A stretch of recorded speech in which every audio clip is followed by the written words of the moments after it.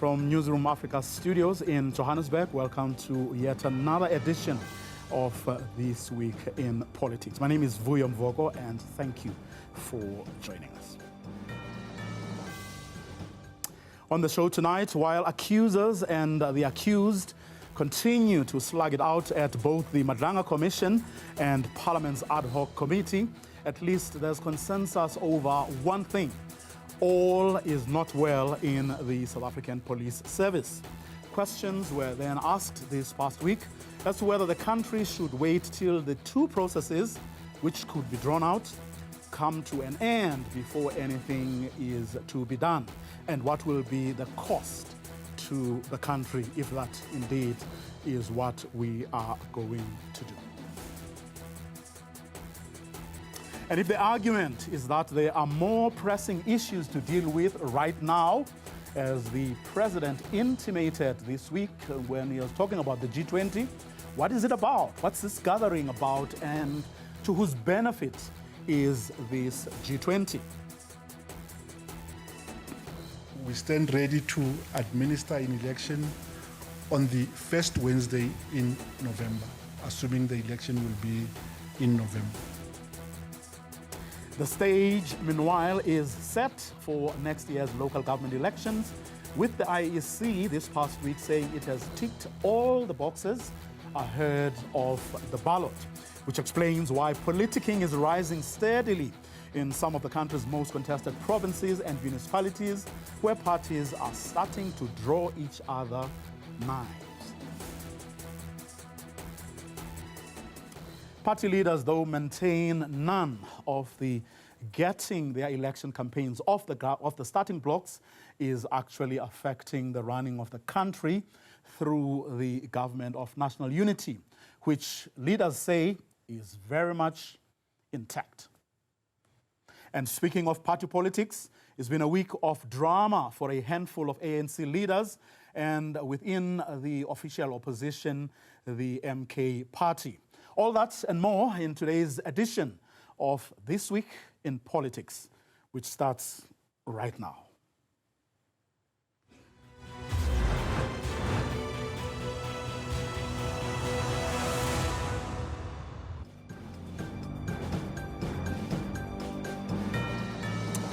It's been a month since Parliament's ad hoc committee kicked off its probe into allegations of capture of the criminal justice system by wily criminals.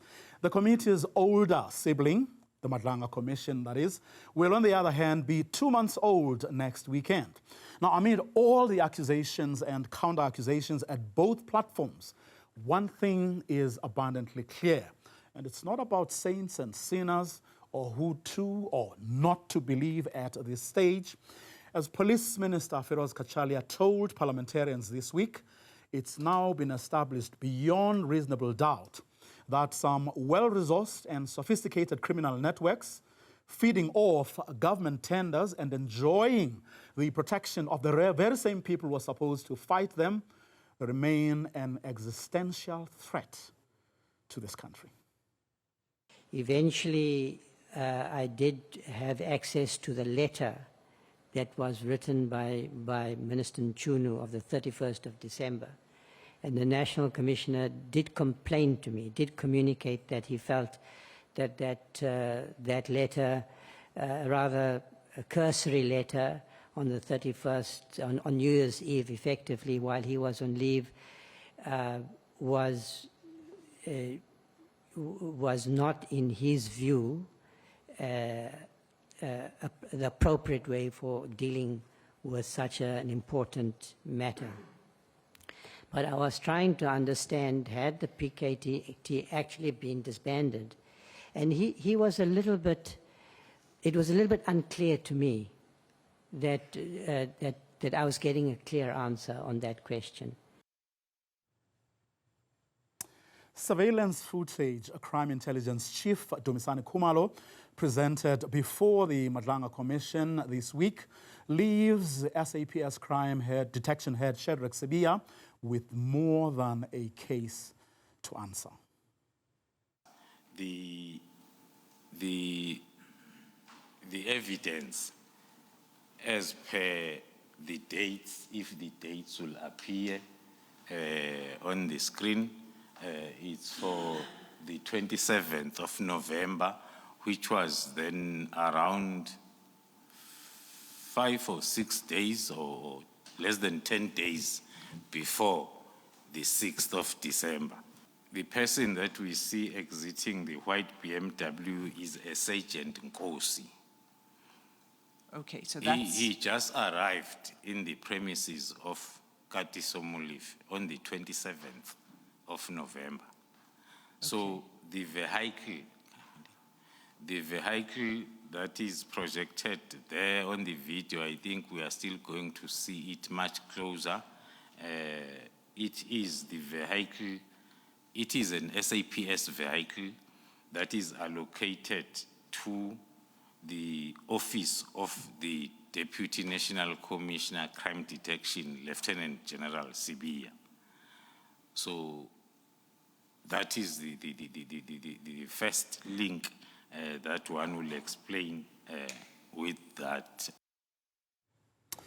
Now, a former SAPS general who has been watching these proceedings closely actually liked what he saw Lieutenant General Khumalo do with the surveillance tapes. I think one thing we can be proud of, I'm a previous intelligence officer too, is the highly professional surveillance operation and tradecraft we saw on display. It bodes very well for our ability to surveil even tough suspects in very, very close range, as seen in the surveillance operation, the footage outside the house.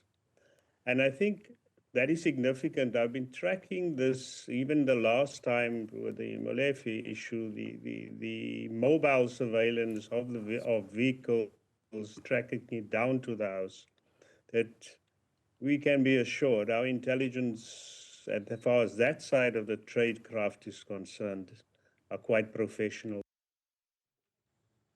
Well, despite that footage and what people have been saying around it, their reactions, that is, implicated Deputy National Police Commissioner Shadrack Sibiya isn't without supporters. And come out, they did this past week. Convicted criminal Stuart James Sharnick hopped from one news network to another, proudly talking about his relationship and support for Sibiya. Within General Shadrack Sibiya's evidence, there is a number of points where I'm well familiar with the matters, so I was merely there to assist in those points, particularly that touch base on the area where I'm from as a first-hand witness to what had taken place.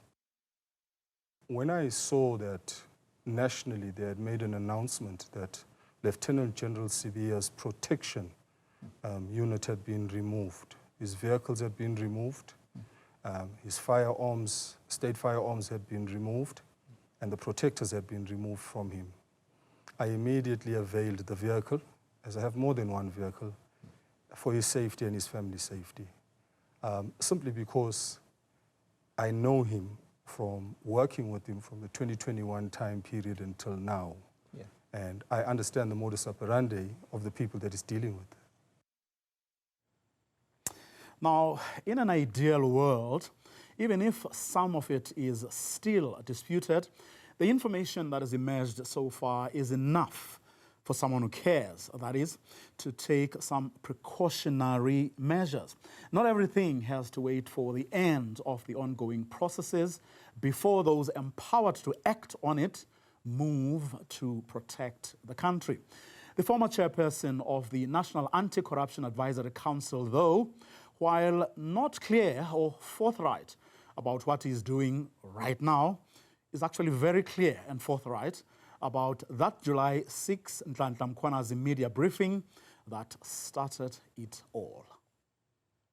His appearance before the public, you know, in full military regalia, armed and so forth, worried me.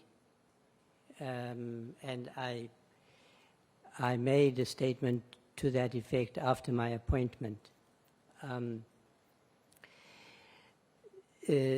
I said at the time, which I maintain is correct, that was that kind of public statement was not in the ordinary situation, in the expected situation, appropriate, because the police have a command structure, there's a national commissioner, and there is a minister and a president and so forth. And ordinarily, I think professional conduct requires respect for that structure of authority. What about Kachalia's boss? On Thursday, my colleague Iman Rapeti caught up with the president at a function in Cape Town. Mr. President, you know the other things happening outside the conference. Now tell me what you think of what's going on at the Madlanga Commission of Inquiry. You know, Matthew's Porter said, where is the president looking? He said it several times in his interview, and that the buck stops with you. How do you respond to that? Well, I haven't heard him. And of course, the buck always stops with somebody. Yeah. And in this case, yes, it stops with me. And I appointed this commission, and I will wait until I get the reports. Does it scare you, some of the things you're hearing? Well, it's safe to say that the issues that are coming up are concerning. They're really concerning, and we need to pay attention. Now, that was in the morning, but that afternoon, the president went on to repeat that sentiment, but this time inside Parliament. We are going to have visitors, and let us all be united in making sure that we welcome our visitors. So are we to assume that the president and his cabinet ministers aren't doing anything just yet? Well, but what is the preoccupation with this G20 that the heads of state, G20 heads of state summit, rather, that the president will be hosting the other weekend? It's no doubt one of the biggest heads of state summits that the president has ever hosted in the 7 years that he has been our head of state. And most likely, his last before he leaves the stage. But what's in it for him? What's in it for our country? What's in it for our continent? We try to answer those questions after the break. You're watching This Week in Politics.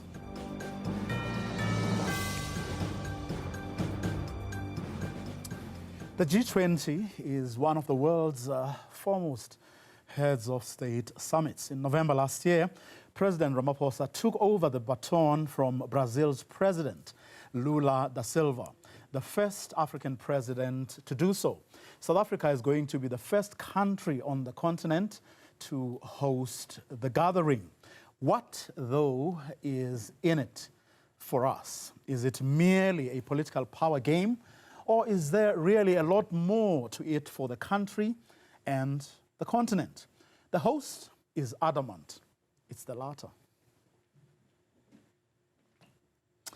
Gauteng says it's ready to host the G20 Leaders Summit later this month, the first ever to take place on African soil. This was the message from the Premier of the province, Panyaza Lesufi, who says it's all systems go despite some criticism. Madlanga has that story. South Africa is no stranger to hosting internationally recognized events. The 2010 FIFA World Cup is among one of the most celebrated events which brought soccer fever to the country. In 2013 and 2023, SA hosted 15 heads of states for the BRICS summit. Now, 19 heads of states are expected to arrive for the G20 Leaders Summit. Police will have all boots on the ground to ensure safety.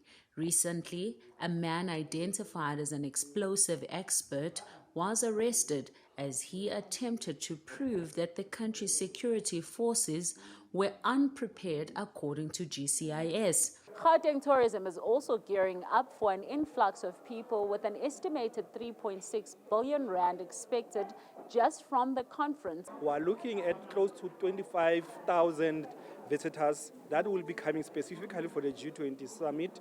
This includes heads of states, this includes accompanying persons, this includes the media, this includes their technical support. The host province, Gauteng, says it's all systems go. Significant infrastructure upgrades designed to be permanent are now nearly complete.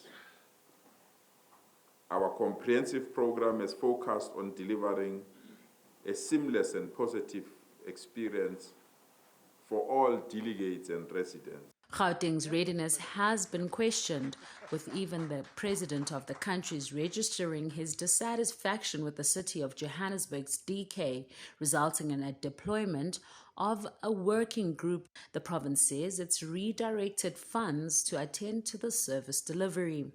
It's an overhaul of around 54 roads. We started this year, we set ourselves to do 14 with the limitation of the budget that we have. The 150 you heard us speaking about was allocated to us for maintenance of roads.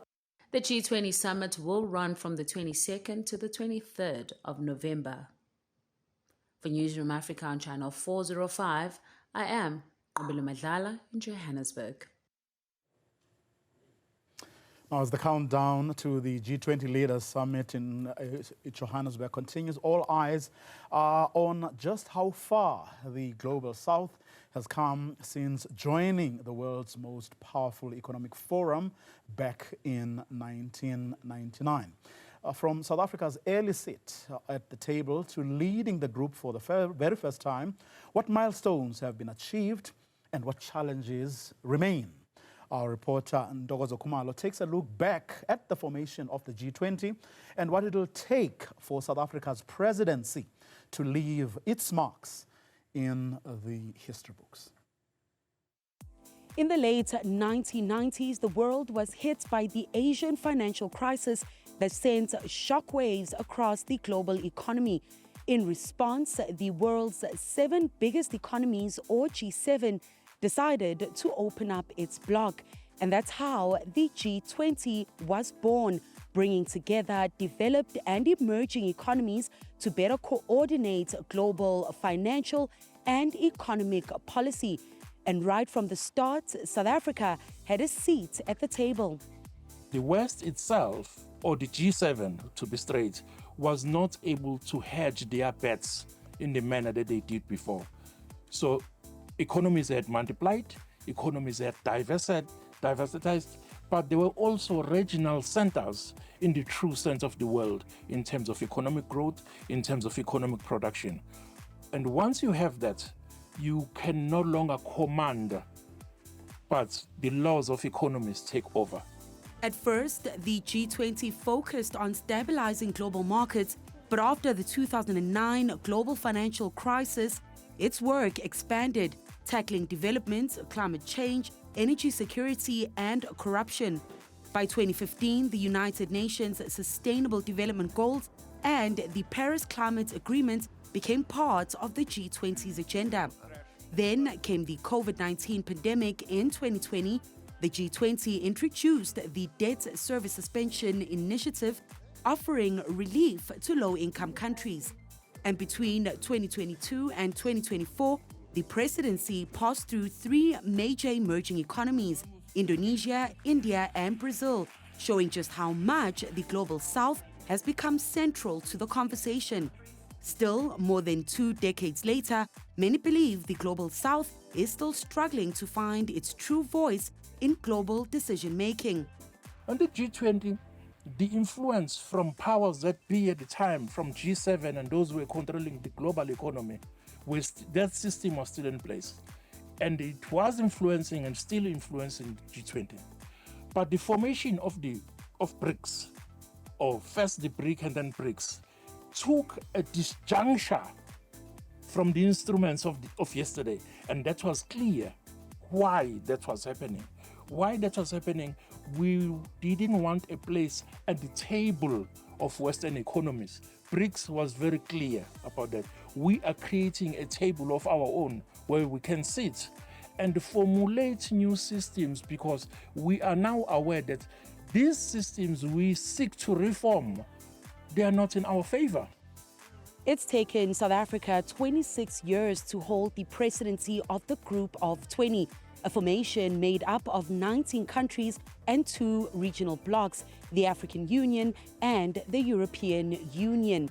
Just a year after the G20 formation, South Africa joined Brazil, Russia, India and China in what would become the BRICS bloc, a move that many say gave the Global South a stronger, more united voice than the G20 ever could.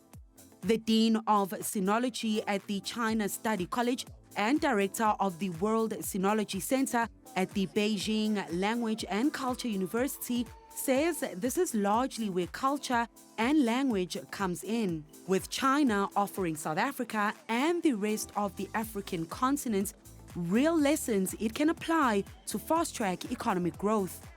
China is from a very poor country, becoming a very powerful country in about 100 years. What's making this becoming so rapid? I think most scholars in South Africa may want to know about this. Common people may want to have such knowledge about the development of modern China. The professor says South Africa's ability to bridge both the G20 and BRICS worlds would be a powerful tool for development.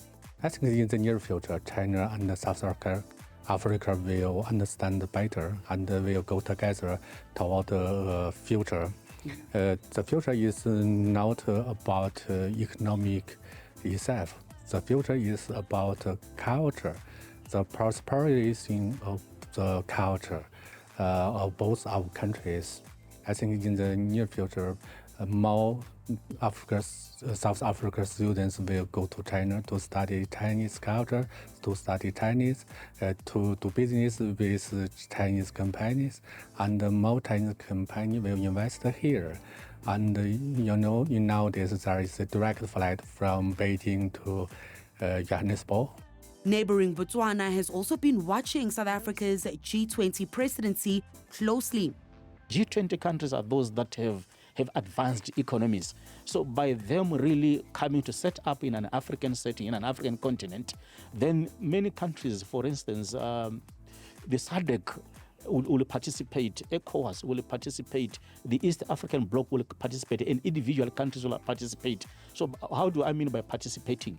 We'll see, business policymakers, business people, and all these other stakeholders engaging on one-on-one basis with those other partners from the G20. I think for me it is a very significant, more so that we are also talking about Agenda 2063, the AU Agenda 2063. How then do the African Union itself, how does it position itself to benefit maximally from this formation of like G20? He says both blocs offers huge potential.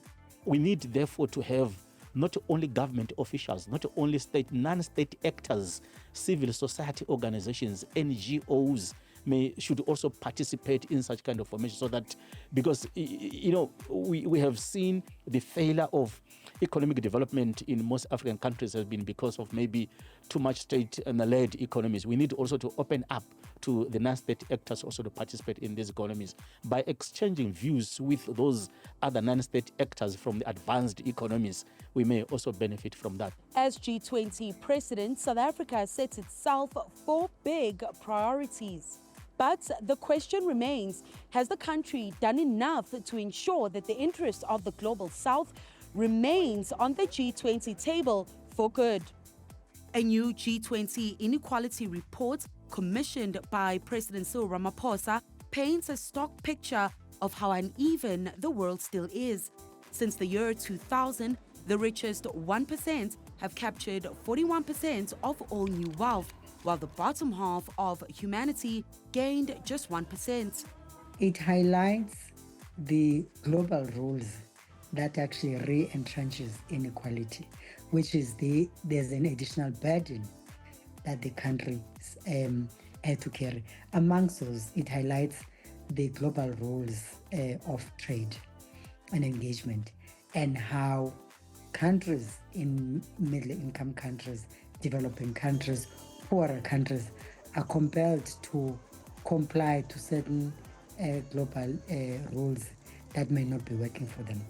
Inequality undermines trust, it undermines effective policy, and it matters a lot when some are affected, but others can exit and they are just fine. And so the pressure on really solving the problems decreases. It also undermines our politics. It creates a politics in which there's very little pressure to actually solve these problems because so much of the wealth and the power is concentrated. You know, my colleague Michael Marmot, who works on the commission, said yesterday at the launch, you know, the rich, had a very good COVID-19 pandemic. There are more billionaires at the end of the pandemic than there were at the beginning. And so we've got to be able to address that. That imbalance was clear during the COVID-19 vaccine rollout, and experts say it continues today. South Africa has been leading, first African country in the world to approve this new long-acting injection. It's 2 shots a year, and it stops HIV transmission. That's remarkable. But right now, there's only one company in the world that's making that drug, and that company is based in the United States. There's a handful more that are going to be making it soon, but so far that company hasn't granted the license to South Africa, for example, to make it for itself. And so long as we have a situation where the kind of concentration of the production of medicines is only in a handful of countries because of intellectual property rules, we know that when the next outbreak comes, we'll see the same kind of thing happen. And so what we should be doing is investing, and this is where the G20 matters quite a bit. We should be investing in production in Africa, Asia, Latin America of all of the best anti-pandemic medicines and vaccines. And then when the next pandemic comes, we'll be far more ready. We can't count on a few countries to share doses. That's a failed strategy. Economists say South Africa's presidency is a chance to push the G20 to live up to its founding promise of coordinated economic action that supports development for all. So I really like the intersectionality between macroeconomic planning, industrial policy, global financial architecture, right? But also fundamentally, then obviously, still lending it home to the fact that governments must actually focus on designing domestic policies that looks at, firstly, income inequality, that looks at issues around housing, access to education, and healthcare. Still, experts warn that unless the G20 changes how it makes decisions, progress could stall. There's something that South Africa really needs to champion within G20 and fundamentally make it sure that the output of the G20 truly reflects the interests of South Africans, of Africans and people of Global South. And debt in the Global South. And so the G20 has the ability to call for what we're arguing, which is a standstill on debt. That through to 2030, those countries that are experiencing high levels of debt that can't invest in fighting pandemics, give them the space to do so up to 2030. The fact that South Africa is the only member of the G20 on the African continent favors the entire region because you have a strong economy representing you. South Africa is one of the most dominant countries in Africa. We may not run away from that, and its involvement and the fact that we are also bordering Botswana, border South Africa as Botswana, that itself will really help, I think, in trying to regional integration, which also being supported by SADC, and also the Africa Continental Trade, which is supported by AU. As South Africa prepares to welcome world leaders to Johannesburg, it carries the hope of the entire Global South for fairer trade, shared growth, and a louder collective voice. For the presidency to truly make history, South Africa must not only host the G20, but also reshape it. For Newzroom Afrika on Channel 405, I'm Togozo Kumalo, counting down to the G20 Leaders Summit in Pretoria. Now, while government ministers and organized business, organized labor, and civil society will be holding meetings over the next 2 weeks to finalize preparations for the G20 summit. Many South Africans will, of course, continue to be glued to their television screens, ogling over the testimonies coming out of the Madlanga Commission and the Parliamentary Ad Hoc Committee. For the Independent Electoral Commission, though, they have been hard at work preparing for the upcoming local government elections, which could be as early as next year.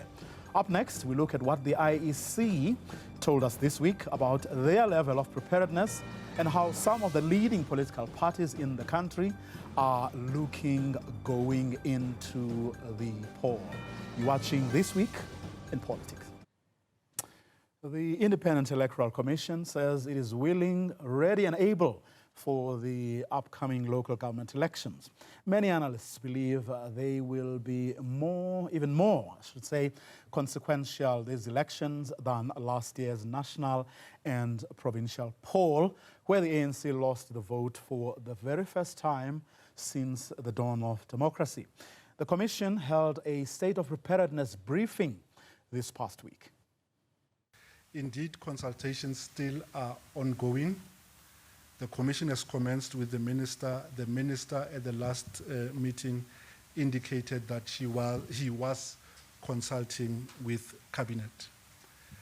The planning scenario considered a number of things. One, examinations for the matriculants, examination for tertiary institutions, inclement weather in most parts of the country around that period. And at the end, internally, we had 3 possible scenarios. But because the Commission does not determine the date of an election, and as it has always done, its role is to stand ready at the first day on which an election may be called. Because if we do not stand ready on that day, we are invariably taking away the decision-making from the minister. So we stand ready to administer an election on the first Wednesday in November, assuming the election will be in November. If the minister determines a date later in November, early in December, or sometime in January, we will adjust our plans. So there's notionally a number of Wednesdays within that window period on which an election may be held. Each one of those Wednesdays has its advantages and its disadvantages. And I think that those are the things that are being considered before a decision is made on which Wednesday within that window period. The country's leading political parties say they too stand ready. The DA fired a salvo this past week, demonstrating, it says, that it stands ready to defend the only province it runs where it hopes to give opponents an even bigger mountain to climb. It currently has 53% of the Western Cape provincial vote and 58% of the city of Cape Town. This past week, the DA announced that the ANC's former provincial secretary had defected to it. Nothing short of a coup, at least according to party federal chairperson Helen Zille. Newzroom Afrika's Nasipi Same has that story for us. At the moment, and the warning signs are there, the ANC is collapsing in the Western Cape. The once ANC provincial secretary has now traded his green, black and gold for DA blue. Shortly after the ANC disbanded the Western Cape provincial executive and replaced it with a reconfigured task team, Neville Dalport walked away. The NWC did not look at the majority of voters in the Western Cape when they appointed that task team. It was a faction that lost a conference, and a conference that were won by the Rule for Change group. Delport isn't leaving alone. 2 ANC councillors and a regional executive member have also joined him. The DA says it's only the start of a wider political shift. As the process of the disintegration of the ANC continues, so the DA will continue to draw those in the ANC who want to support our vision of the future. Today is an important milestone in that process. Delport says his decision was easy, accusing the ANC of sidelining coloured leaders. For the ANC to take a decision and establish a PTT where only 10 to 15% are coloured leaders on that PTT of 86, it says it all, where you have the majority of coloureds living in the Western Cape. Secondly, we have realized with the relationship between PA and the ANC throughout the coalition so far, our coloured leaders have become a dumping site to the PA. So the ANC does not concern itself about developing of coloured leaders in the Western Cape anymore. The DA says Delport will play a strategic role in mobilizing communities ahead of the 2026 local government elections. Mr. Delport will be playing a role in the DA which is roughly similar without being provincial secretary, because we don't have that office in the DA. But he will go around from area to area, helping us mobilize and prepare for the 2026 election and beyond. The ANC, however, hit back, saying it isn't shocked or shaken by Delport's departure. In a statement, the party accused him of holding regressive and divisive views. For Newzroom Afrika, Channel 405, I'm Nasipis Same in Cape Town. Now, having polled a mere 19% in last year's provincial election and 18% in Cape Town in the previous local government election, the ANC insists it's unperturbed by that defection. Madlanga Bengu, who is, of course, the ANC national spokesperson, says they are doing their utmost best to ensure that they put up a fight in the Western Cape and in particular in Cape Town. They're doing the same, she says, nationally, where they are cleaning up to ensure that overall they put up a good showing and they reclaim their lost glory. Well, I don't believe that the Secretary General is directing his talk on anyone. I think he raises matters of principle. And indeed, from the perspective of the ANC, we lean on the executive authority of the president. And the president must apply himself. We do want to see this commission succeed. We do want to ensure that the ANC insulates itself from people that do wrong things using the name of the African National Congress. We are on record. We keep restating this point, and we are going to restate this point ad infinitum. But I can't sit here and say the president must do this to Oli tomorrow. You know, that's really not my space. But what we do say as the ANC is that anyone that has used the name of the ANC to do wrongdoing. Bengu has also dismissed reports of talks around the resignation of Cyril Ramaphosa. She says Ramaphosa is doing a great job and enjoys a lot of support and respect within the organization and will very much be a big part of the ANC's campaign going into the local government elections. It is really less credence to such talk.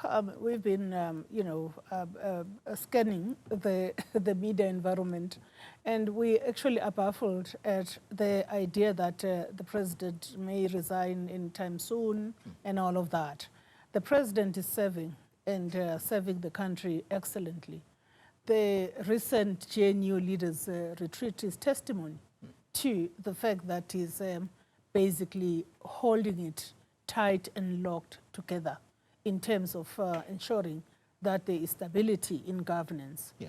From within the ANC, if we just become endogenous about these matters, from within the ANC enjoys a lot of support. Now, having lost the Western Cape a long time ago, the ANC's Western Cape wound would perhaps not be as fresh as KwaZulu-Natal's, where after last year's national and provincial elections, the ANC lost that province too.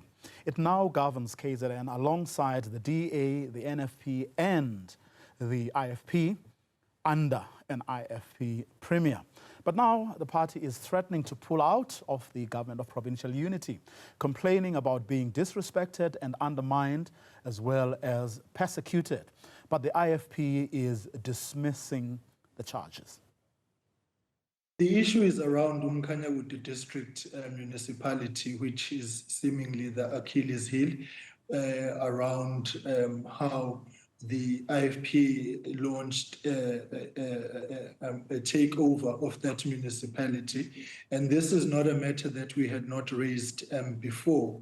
In fact, it has been an ongoing matter between the parties in terms of the configuration of that municipality. And we have engaged with the ANC leadership on the merits and demerits of that course of action. And they too, we remain amicable to a working arrangement of that municipality. But in terms of what is before us, is the IFP was well within its own political outlook correct to pursue the course of action that we did.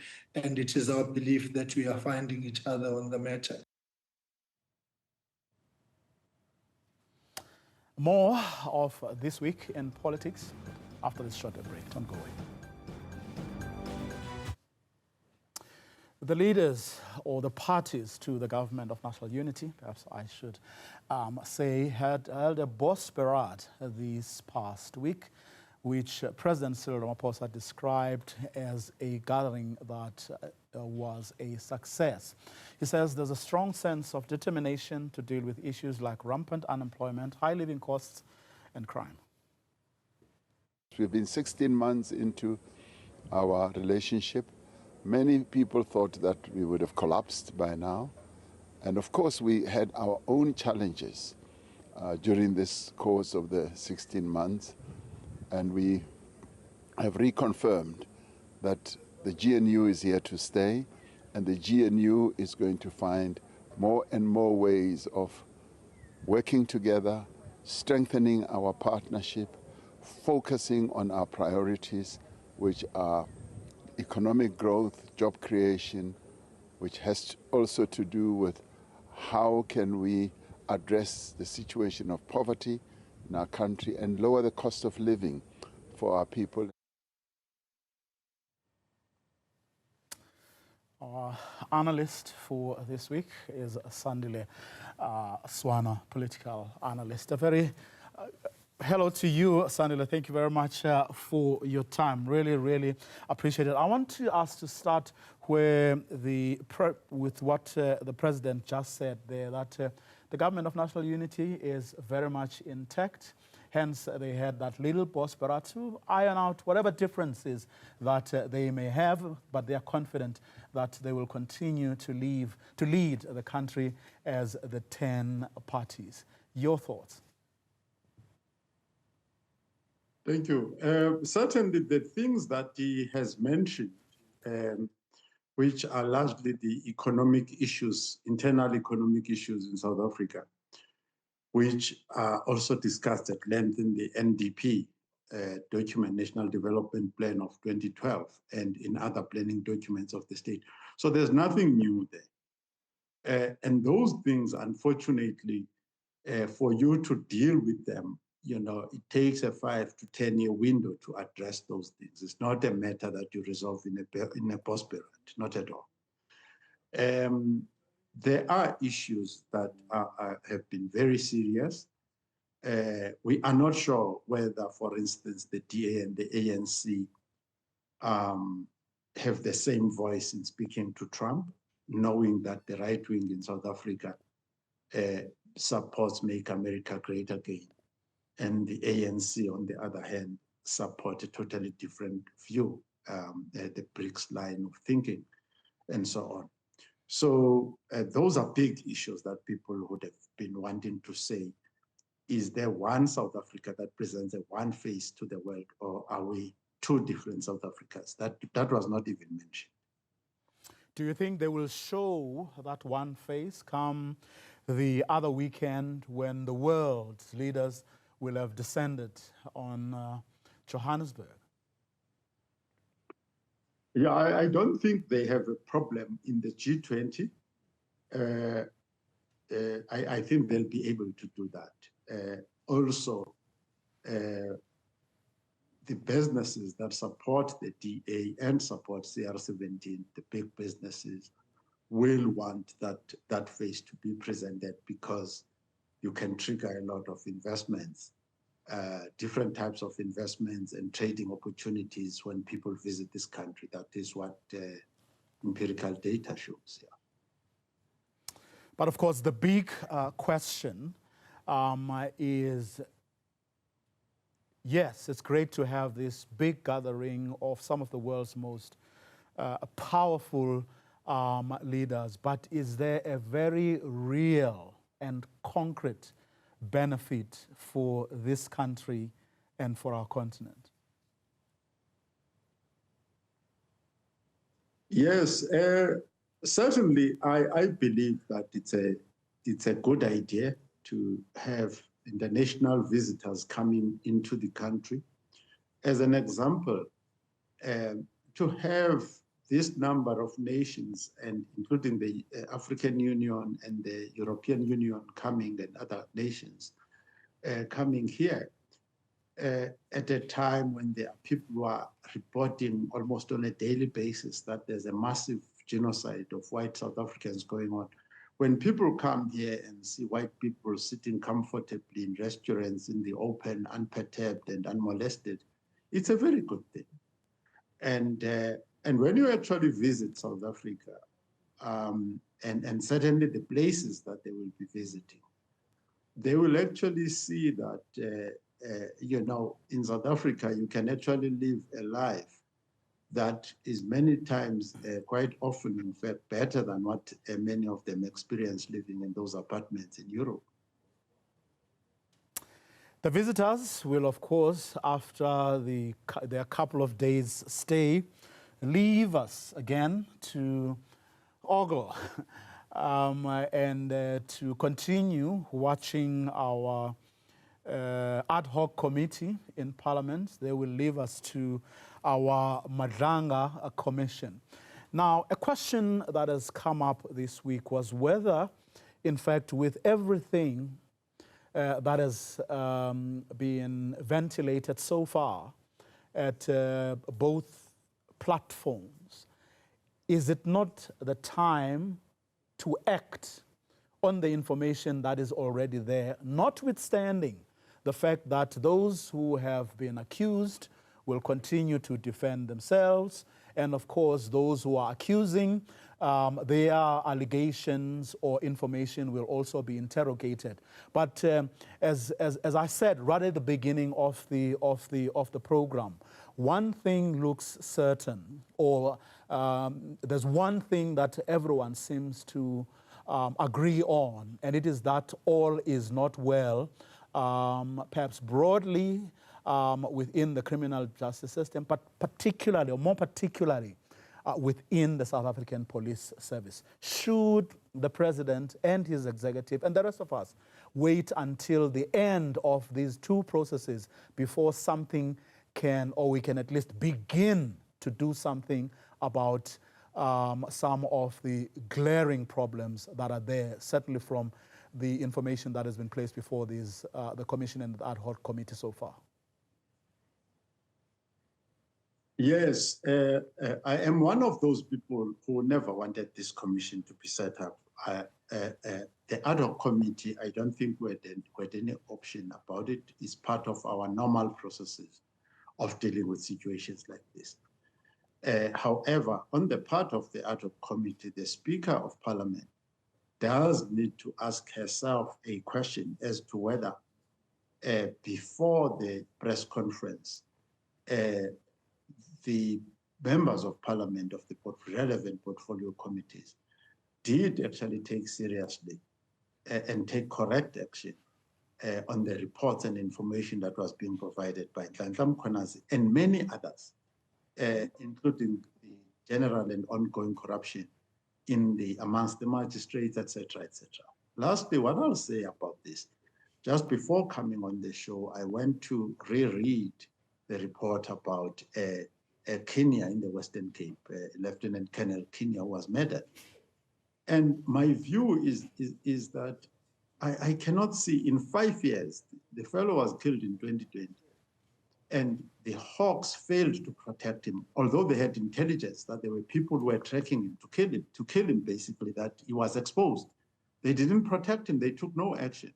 We haven't heard what has been done to protect detectives, to protect the police.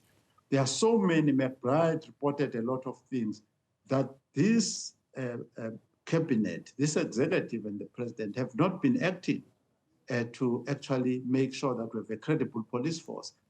So there are people like Shadrach Sibia and many others who need to be put through the disciplinary. There are others that need to be fired from the cabinet, just like we had the Minister of Education being fired. But more importantly, the system does need cleaning up and correction. I mean, whether or not the politicians will do that, does it depend on that election that the IEC says it is ready for? In other words, to what extent will the upcoming local government election take the focus perhaps away from the core issues of sorting out the police, but also sorting out your water issues, sorting out your electricity issues, and generally your service delivery issues beyond pleasing the visitors who will be coming for the G20 as well?